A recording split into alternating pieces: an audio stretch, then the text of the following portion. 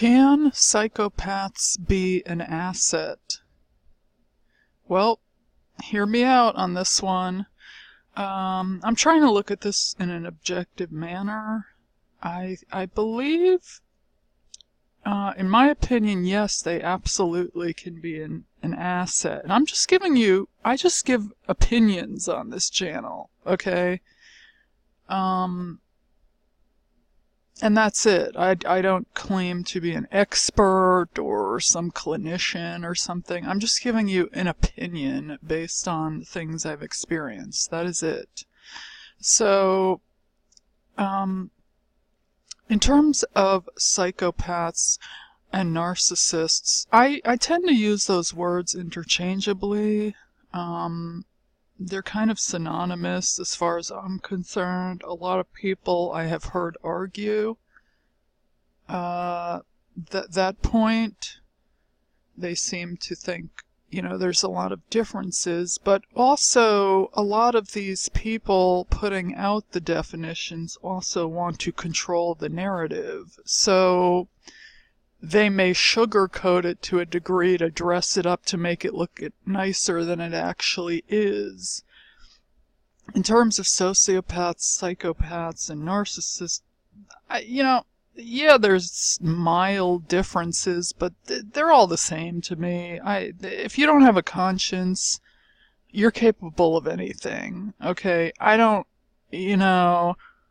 If you said, oh, well, the narcissist didn't murder someone and they're more interested in supply. Yeah, that's great, but there are plenty of narcissists that murder people, and if you notice when you watch the mainstream media, I don't watch the mainstream media in terms of the news, but I'm talking about these forensic shows, for example. I started noticing, and I started thinking, why do they never use the word narcissist for these people when I'm watching and it's blatantly obvious that the person is a narcissist? It's not even a commonly used word on the mainstream media. I'm pretty sure that's by design. You know what I mean? They never want to put you on to any information that can actually help you. I've heard these people like Dr. Drew Pinsky mention it. I had seen a clip, and I didn't even see it when he was on the actual news. I think it came up on my YouTube, watch this or whatever, or on the sidebar. So I did happen to notice he mentioned it. So yeah, it has been in the kind of lexicon, or some people have used it, but I noticed on specific shows, I never hear them use the term narcissist, which I find odd because people are, waking up to this disease, and why are they? It's like people are simultaneously waking up and they're simultaneously trying to hide it at the same time. I don't know, it doesn't make any sense. The mainstream media and the mainstream TV, basically, they don't tell you anything that is useful for your life. They basically want you to get so far off course from anything. That's why you have all these evil pharmaceutical commercials, and anything that's actually gonna help you don't see it on there. So that's why it's a good idea to just totally not watch that brainwashing box.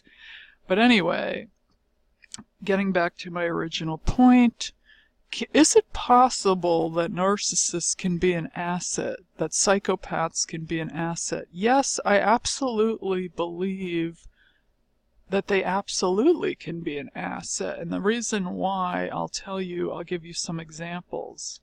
First of all, they are able to dissect complex issues without the handicap of emotion. They just get right to the gist of it, right to the point. They are not handicapped by emotion at all, and that is good.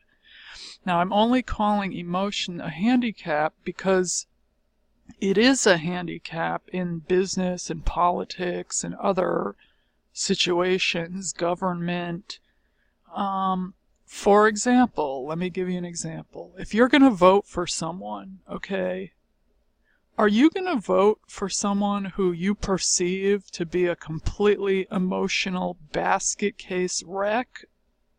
No one is going to vote for a person like that. They're going to vote for the person who seems to be very decisive, cutthroat, can make decisions on a dime, no one is going to choose someone who is like hyper emotional. They're going to choose someone who they think is a good leader, who really isn't going to, get too swayed with emotions and get all, fatutzed, and that they really can, make decisions. And I say that, and now that I'm kind of thinking of it at the same time that I'm saying it, I noticed that Trump actually, he called a strike in Iran recently, and then he pulled back. That's actually really bad and dangerous and scary now that I think of it. Because, he seemed very indecisive. You can tell he doesn't seem to have full control. He has to, consult with his slave masters. And it's just that is very bad. That is extremely bad. Well, on top of, he actually kind of does go on hyper emotional toddler rants and stuff too. On the same time, I do think he's a psychopath. But I don't know. Maybe he's probably not the best example. But my point being is that when you choose a leader or someone to lead you, you tend to choose, you're going to lean.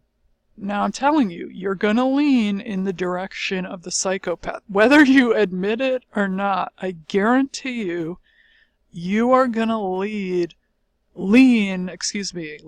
toward the person who you perceive that's just really can make decisions on a dime, is cutthroat, doesn't get all hyper emotional. I guarantee you're going to choose the psychopath, whether you know the person is a psychopath or not. I just guarantee you that's what's going to happen.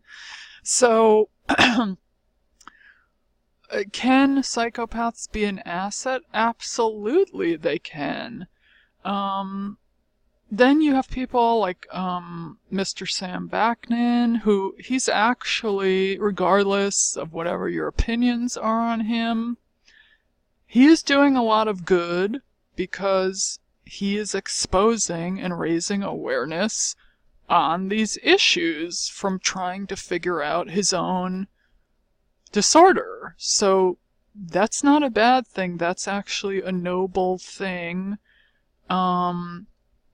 Regardless of anything he's done in his past, if he harmed people, whatever, he is still trying to raise awareness and educating on narcissism. So again, that's another situation where someone is actually helping to get awareness out, and he himself is an admitted narcissist. So he's being an asset, believe it or not, in the community. Like I said, regardless of what your personal feelings are or whatever. So I try to look at these things objectively. I'm curious to hear other people's opinions. Now, okay, we know for a fact, we all are well aware they cannot be an asset in any kind of personal relationship. They're abusive.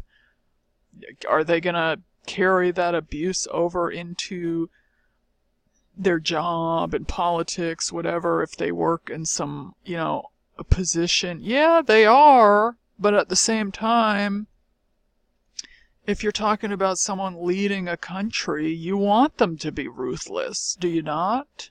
You want probably the most ruthless person there is. You don't want anyone that's like I said, you can't have some hyper emotional basket case,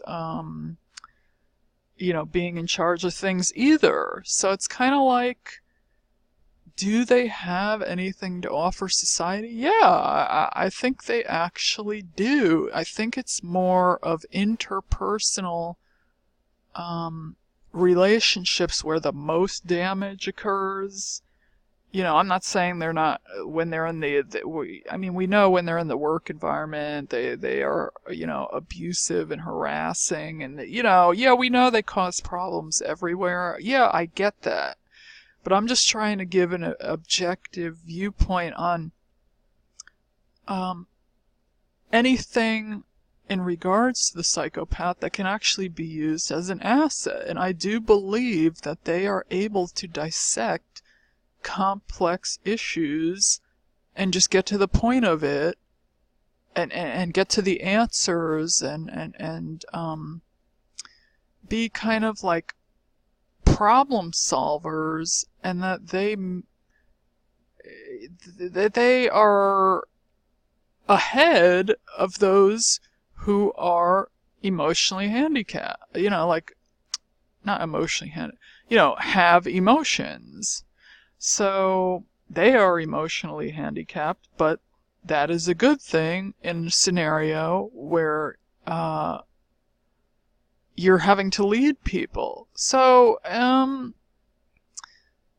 yeah, I mean, it's kind of a double-edged sword. It has its ups, and it definitely has its downs, but it depends on which situation the psychopath is in. If it's interpersonal, yes, it's horrendous.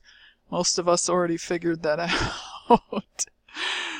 But what I'm saying is that you more than likely, when going to vote, are going to pick the psychopath to lead you.